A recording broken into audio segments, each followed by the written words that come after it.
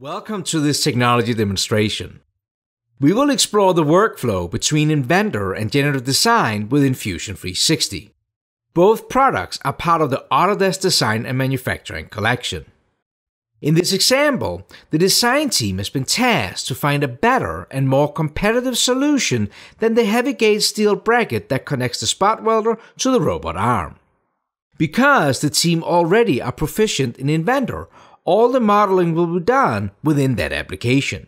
Generative Design is a design exploration tool utilizing parallel compute in the cloud to provide design options most could not have thought of. Unlike topology optimization, there is no need to include proprietary CAD data. The team is simply going to create a standard Inventor file and locate it in the Fusion Team folder via Desktop Connector. This file will contain two objects: preserve regions, what in this case will be the areas the brackets mounts to the welder and the robot arm, and obstacle regions. This is the defined area where we don't allow the material to be built by Generative Design. This includes space for screws, counterbores, and any tooling that needs access. The modeling within Inventor is done with three simple commands: sketch, project, and extrude. Navigating Desktop Connector via Windows Explorer, we can see the Inventor file located in Fusion Team.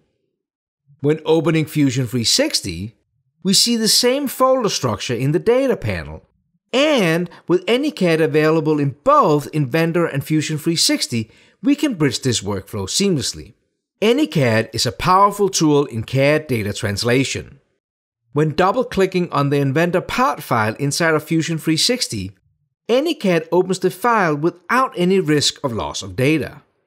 Instead of converting the data from one platform to another, AnyCAD creates a portal for you to look at the original CAD data. What that means is that the file we see on the screen within Fusion 360 is a direct view to the Inventor file. Any changes made to the original file will reflect from one software to another. But before we see that in action, let's rotate the model to a better manufacturable position. See, another benefit versus topology optimization is Generative Design will take different manufacturing approaches into consideration. This assures that the design team are getting more options and can make better decisions as what can be manufactured with the capabilities they have on hand. With the preserve and obstacle regions rotated to align with the X, Y, and Z axis for additive and standard 3-axis milling, let's take AnyCAD for a spin. The design team realizes that they are missing obstacle regions on the attachment on the spot welder. Again, since Inventor is their preferred design tool, this task can be done in minutes. No need to waste time and frustration learning another CAD tool. Hitting the save icon within Inventor will trigger a notification of a new update within Fusion 360. With one press of a button, the changes from one software are pushed to another. And you guessed it, these types of updates can go from Inventor to Fusion 360 and from Fusion 360 to Inventor. With the new update in place, we can look at the Generative Design workflow. We will specify the preserve regions and the obstacle regions. Apply a constraint to where the bracket will be mounted to the robot arm, and then apply the loads to the portion where the spot welder is mounted. The spot welder, now without the heavy gauge bracket, weighs about 50 kilos. And though there is no physical load on the other directions, we will apply reaction load as the spot welder can rotate 360 degrees. Next, the team will select the manufacturing process. One unrestricted, that could be done with a wax to sand casting process. Second, an additive, this could be metal powder printing. Here we can control print thickness and overhang angle. And lastly, a standard 3-axis milling process. Not only will Generative Design let you explore many design options, it will also let you explore up to 10 different materials per study. Would it be possible not only to lightweighten the heavy steel bracket? Could the part be done in a lighter and cheaper material like 6061 aluminum? Utilizing parallel compute on the cloud, we will have results starting to appear in minutes, not hours.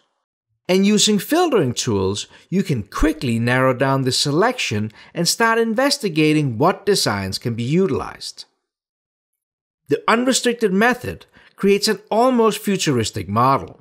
At Autodesk, we have had great success in producing this with a wax-printed core that then will be sandcasted in, for example, aluminum.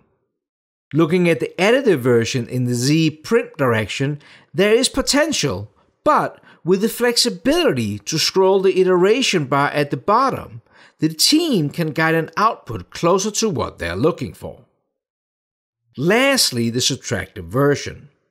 Generative Design created this on the instruction of 3 setups on a standard 3-axis mill, machining from the top and 2 additional setups with the parts on its side.